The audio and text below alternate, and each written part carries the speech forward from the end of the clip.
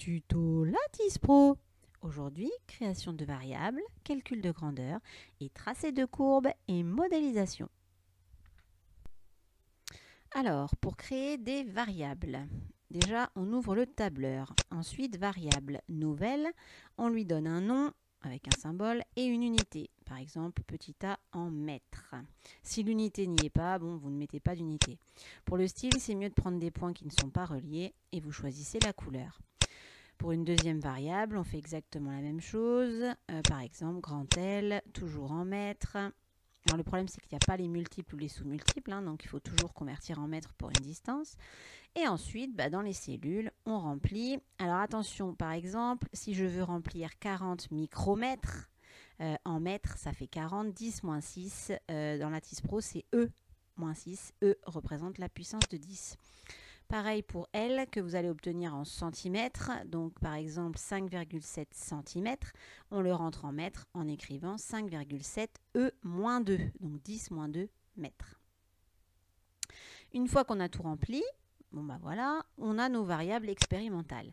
Si maintenant on veut créer une nouvelle variable calculée, donc première méthode, on fait nouvelle variable, on lui donne un nom. Donc par exemple x ou 1A, donc ça va être le cas par exemple pour inverse de A, on veut calculer 1 sur A. On lui donne une unité ou pas, parce que inverse de A c'est en mètres moins 1 et ça y est pas. Toujours le style. Et alors là, la première méthode, c'est d'écrire comme dans Excel par exemple, 1 égale, et on lui remplit la formule 1 divisé par, et on va cliquer sur la cellule qui correspond à A. Ensuite, on étire sur toute la colonne pour qu'il calcule pour chaque valeur de A, 1 sur A. Deuxième valeur calculée, θ. Alors là, c'est l'occasion d'écrire des lettres grecques. Vous cliquez droit et vous avez toutes les lettres grecques accessibles. Donc par exemple θ, lambda, etc. θ est en radian, c'est un angle, donc vous pouvez donner l'unité. Donc radian, en fait, c'est pas une vraie unité, parce qu'en fait, c'est rien du tout. Mais c'est quand même une unité d'angle. Et voilà. Et là, pareil, vous faites égal dans la cellule. Alors là, la formule que vous trouverez, c'est L sur 2 fois grand D. Grand D étant la distance qui ne bouge pas de 1,50 m.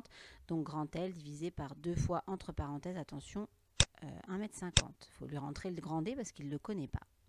Et voilà, nous avons affaire à nos 4 variables. Ensuite, nous allons sur la liste de courbes et nous voyons nos 4 variables expérimentales et calculées qui apparaissent.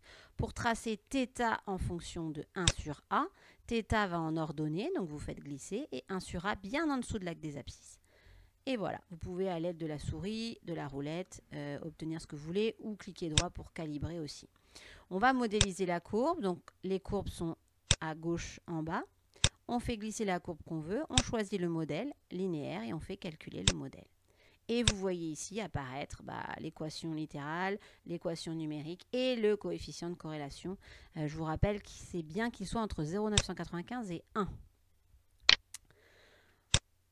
Alors, deuxième méthode maintenant, si vous ne voulez pas rentrer comme dans Excel par exemple, en mettant égal pour calculer les différentes variables, vous retirez, là j'ai retiré les courbes, et voilà, vous n'avez plus que A et que L. Dans ce cas-là, vous pouvez, deuxième méthode, aller dans feuille de calcul, donc dans traitement, et lui remplir la feuille de calcul, et il va tout calculer directement. Donc par exemple, les constantes, vous pouvez les remplir, D égale 1,50 m, donc comme ça, pour lui, D sera égal à 1,50 m, et ensuite les formules qui vous permettent de calculer ce dont vous avez besoin. Donc 1A par exemple, égale 1 sur A, A il le connaît, puisque vous l'avez rentré expérimentalement, vous avez rentré cette variable, et θ, pareil avec les lettres grecques. Bon, alors là, il y a des petits soucis, je ne sais pas pourquoi ils ne voulaient pas, donc ça va mettre un petit moment avant d'y arriver. Donc voilà, θ, et θ, c'était grand L divisé par 2 fois grand D. Donc pareil, on lui met θ égale, grand L, il le connaît, c'est une variable expérimentale, divisé par, entre parenthèses, 2 fois le grand D, qui est la constante qu'on lui a donnée. Ensuite, on fait calcul, donc F2, et voilà, il nous a tout calculé. Et là, il a des valeurs pour 1 sur A et il a des valeurs pour θ. Et on peut exactement faire la même chose, tracer θ en fonction de 1 sur A. Donc de la même manière, θ en ordonnée, c'est toujours Y en fonction de X, et 1 sur A en abscisse. Et on peut faire la même chose, modéliser comme auparavant.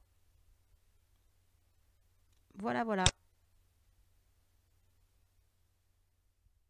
À bientôt.